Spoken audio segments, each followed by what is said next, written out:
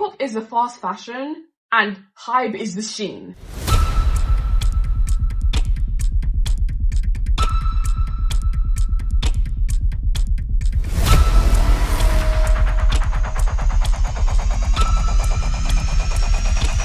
Hybe as a whole is really just setting up their girl groups for complete and utter failure. I like last week, I think this was like Saturday, I went on a picnic with my friends and I tanned the hell, like, I don't know if you can see that, just tan. Anyways, Hybe has been screwing the hell out of their girl groups lately. And you know what? If like the releases were more spread out, I think maybe people wouldn't notice how badly they're being screwed in terms of music. But because it's just back to back like EDM slop, people aren't like being like, hey, what is this pattern? And it's like, you know what? I blame Nali. Okay, Nali did its big one. I feel like a lot of the time with like Cat's Eye songs, Nali really does like it all leads back to Nali. The choreo always saves the song. With Pinky Up, my last video was a whole video on Cat's Eye. No, my last video was a whole video on Cat's Eye and about the drama that has been ensued with Cat's Eye recently. And I do think that the dances always save the song, apart from Internet Girl. That dance wasn't even good. Like, what the hell is this? They're like doing some easy, I don't even know what the fuck that was, but it wasn't even good. But Pinky Up, I like the choreo, I like the looks, I like the aesthetic of it, which kind of saves it in a way. Like, it kind of makes it a bit better.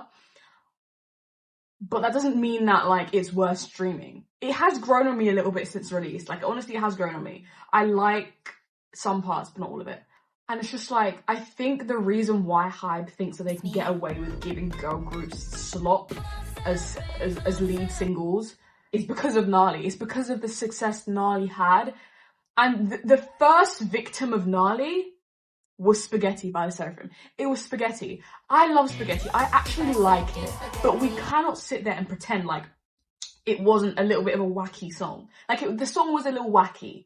I like it. Not saying there's anything wrong with wacky, but it was a bit of a wacky song. It was a bit of a risky song. But because the success of the wackiness of Nali and like how it kind of turned into a good thing for the group, because now the group is like, I think Nali really did make them like, they were popular before, but like Nali made them popular, like outside of like the K-pop fandom. Now they're like literally going to the Grammys. So let's be real, Nali was the thing that really set off their career. So I understand why Hybe is like scrambling to like make another type of Nali just to make money. Like, I get it. It's a marketing thing. But I do think Spaghetti was the first song that was wacky, and it worked. I liked Spaghetti. It was kind of a food-centered wacky thing. Even aesthetically, it kind of reminded me of Nali. Like, even the music video, the food and the weird, like, slimy stuff, I don't know, but it reminded me of Nali. That was Nali's first victim. And now they're trying to, like, replicate that wackiness with all groups. And it doesn't work. Listen. I think I listened to Mami La Pinata Pie? I listened to it this morning. It was released this morning. Well, yesterday, I think, for Koreans, but I'm in the UK, so it was released this morning. The day I'm filming this, it was released this morning. I think it was good. I think It's Me was probably the worst song. For me, it was the worst song. I just didn't really like the whole, guys, I'm your Maya television. Like, none of you are going to be my bias real soon if you don't wrap this up. None of you guys are going to be my bias. But I listened to it, and I think they kind of screwed them over in a way by giving them It's Me as the lead single, or the first single. Yeah, it is the lead single. I think they screwed them over a little bit by giving them It's Me as the lead single because it's so wacky and everyone hated it. So many people hated it, and honestly, I get it because it's just bad. It's just bad. And it's like the rest of the album, like Get Ready With Me, Paw, what's the other one? Love Older You, and I forgot the last one. They're all good. They all very much give Islet. They're all very much Islet's concept. That is definitely their concept. But It's Me is just like, it really is the Nali of the album. Like, it's like the Nali of Beautiful Chaos. They just have to have like one just wacko song. I think Hybe needs new producers. They need new producers. Okay?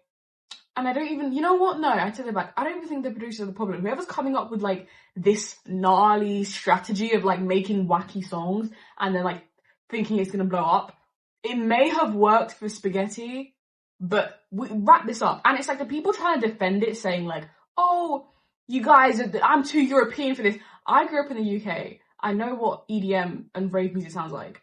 That's not like, no, like we're not gonna use this. You guys just don't know what rave and EDM music is. We know what it is. If we wanted like real like hyper pop EDM stuff like that, we would listen to Charlie XCX. We would listen to Charlie. We would listen to someone who actually makes a good hyper pop, not like K-pop. And it's like sometimes it can be done well, you know. Sometimes that kind of genre, like EDM, hyper pop, house, can be done good. Like a really good house one is For a New Era by Kiki. They did that amazingly. And I really like that. And they gave credit where credit is due. They gave credit to Charlie XCX. I think they one of them was wearing like brat tights, or one of the members. I know that they definitely gave credit where credit is due with that one. In terms of where they maybe derive inspiration from. They derived inspiration from Zara Larsson. Kiki got the chance to talk to Zara Larsson. But Hybe never gives credit where credit is due. Hybe actually takes from other genres and artists and never even tries to give any type of credit or accolades. Like even the whole Smart era by Seraphim. Smart was literally a copy and paste rip-off of Tyler, of Water by Tyler.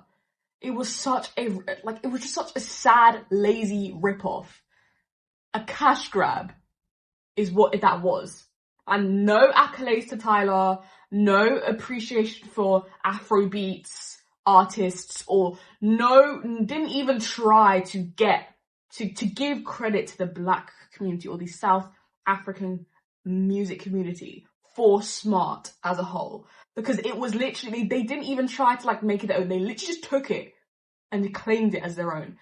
And that is what cultural appropriation is. But people don't want to hear that. People don't want to hear you calling out their faves because it hurts their feelings.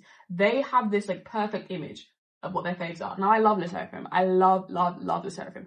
Don't get me wrong, I love Le Seraphim. But I can see, especially when you're a Black K-pop fan, you can see where things have just been stolen.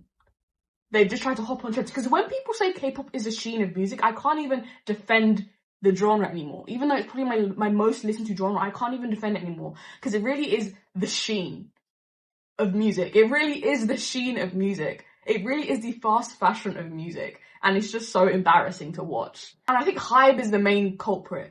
Hybe is like the biggest culprit of that. And it's like, out of Hybe, the most appreciation I've seen for like stealing culture is probably Cortis. I love Cortis. They're like my alt group. I love them. You will get to know that I love Cortis. However, let's be real. We all know where their inspiration comes from. Black people, R&B, rap. They collabed with Teaser Touchdown. They, they got Black producers on their music. They at least try to show what Cortis is doing is good, but that is really just the bare minimum of what people should be doing in K-pop. I think it's the bare minimum. I think, yes, other groups under Hybe and as a whole should be striving to do what Cortis did in terms of giving at least some kind of appreciation to who they take inspiration from, clearly, because everyone calls them a Carti, Travis Scott copycat, which let's be real, they kind of are. Even though I love them, I love you guys, but let's be real. I'm not a delusional fan. You guys already know that about me. I'm not delusional. I can see things. I'm not just like blindly just obsessed with my faves. Like I can hold people accountable, and I do think that yes, they do kind of really, really heavily draw inspiration from like Black artists. Clearly, that's kind of what they're known for, which is good. It is what it is. When you take that much inspiration, you're going to be known for it. But at least they show some kind of appreciation and acknowledgement of who they take inspo from. But these other artists, they don't. Smarter, the Seraphim, stolen. Straight stolen. Like, it really is just stolen. And no credit, no nothing. Right around the time, I think, shortly after Tyler dropped Water, we didn't even try. With Eyelet and with the Seraphim. I don't really think it's like a concept thing. I really do just think it's just a wacky song. Wacky song. Celebration isn't, I wouldn't say Celebration is a victim of Nali the way that It's Me and Pinky Up. I think everything after Beautiful Chaos, which is just really is only Internet Girl and Pinky Up, is really just Nali in another font. Like Cat's Eye, I feel like Nali was very interesting for Cat's Eye because it's like that's what kind of took them to the mainstream, but at the same time that's what made their music go down. That's what made their music go down, because now you can tell the producers want to like get that same reaction that the whole internet had because of Nali. They want that like same momentum with a different song that sounds like Nali. So now Cat's Eye, I feel, unfortunately, even though they're very talented, unfortunately is always going to have 2 or 3 songs on each album that's going to just sound wacky. And they're probably going to be the lead singles, which is really sad. I feel like MIA should have been the lead single. MIA or Gabriella. Not Nali. Nali should not have been the lead single of Viva Chaos. Sorry. You know what I think? I think Seraphim's discography was ruined by Celebration. I think it's quite on brand for them. Like I said, like I don't think it's out of character for them to release a song like Celebration. I think it's different. I think it's different to like Eve Psyche and Crazy because it's more intense. It's more intense EDM. I think Eve Psyche was kind of more like dun dun dun dun dun. Like it was more easy on the ear. Same with Crazy, it was more house. But this is like really like EDM, like the bass is booming type of shit, and like people aren't used to it. So I think it is kind of like a bit more intense, but I don't think it's off brand. Cat's Eye, a lot of people say it's like Cat's Eye's brand was ruined ever since Nali. I missed them before Nali. I don't think the whole touch, cutesy debut look was for them. Sorry, like look at them during Touch. Do you think that's what they wanted to wear? Lara says she hated her outfits back then. Looking back, oh my god, like, ew. Like, who was I? Literally, ew, baby. What am I wearing? Ew, baby. What am I wearing? What am I wearing? Why do I look like that? Why? Like, what? And so to see... I think this kind of more wild clothing and more, you know, how they dress now is definitely suits them a lot more. Like, I'm really glad they decided to kind of change the concept in terms of, like, Nali, because I just think it looks... It suits them a lot more. You can tell that they like it more. It's more mature. I just couldn't imagine someone, like... Even when Lara came in, she was never giving cutesy. She was giving mature, sexy woman. Same with Danny. Danny never gave cutesy. Megan, or none of them, like, facially. The only ones that facially suit the cute concept is maybe, like, Yunjae, because she's young. And she has, like, you know, that kind of young face. The rest of them don't suit the cute concept. So I think, even if the songs aren't banging, the concept and the choreo that comes with the songs and the kind of stylistic choices are definitely better, I think. Yeah, in, like, Pinky Up, they look like they were just wearing just whatever. Like, they really, like, they just went into, like, a Lost and Found and just put whatever on, which, okay, like, yeah, that was kind of like, guys, what are we doing? But I do think as a whole, stylistically, it's better. And I don't even want to be one of those annoying bunnies, but this is actually why we need New Jeans back, bro. Like, and I'm sorry, but I'm not talking about a 3-member comeback. I'm talking all 5 of them coming back. Guess what I got? I got a Hanny and high-end Funko Pop. I'm gonna get all 5 of them, but I just want to show you guys. This is so cute. I love them so much. They're from Amazon, I think, if you guys want them. But anyways, this video is not about New Jeans. Just want to show you my little Funko Pops. I'm really excited for Pure Flow as an album. I think the album's going to be really good. I don't think every song is going to sound like Celebration. Not that I don't like Celebration. As I said, I actually like Celebration, but I just don't want every song to sound like that, respectfully. I want another song like Crazy, like a more house, feminine kind of vibe. I want another song like that. All the girls are girly. All the girls are girly. Yeah, Eyelit, Mamla Panata Pie. Yeah, I think the rest of the EP is very much on brand for them. Listen to it. It is good. It's good. I think it's alright. It's good, but it's just, I think It's Me was not the choice for the lead single. I think it should have been just I think they do this intentionally. They make the wackiest wacky song the lead single to like draw people in and be like, what the fuck? Even if the gossip is good or bad, it's attention. Good attention or bad attention is attention, which will make people want to listen to it. So I think they always intentionally promote like the wacky song first, or they like make the wacky wacko song the lead single to like make people listen, and then like the rest of it isn't obviously gonna be that wacky because like that's crazy. But I do think Celebration is also kind of wacky. But I think they probably did that song first as a marketing campaign, again, to get people talking, because it's a wacky song. They want to get the people talking, and why is it wacky? And then we're going to listen to the rest of Pure Flow. I know I'm going to listen to the rest of Pure Flow. I don't know about you guys. I want to go on the tour too, but I don't know, guys. I don't know. I really want to go. Oh my god, I can talk about this. People first saw the choreo for It's Me. People were like, I know who's behind this.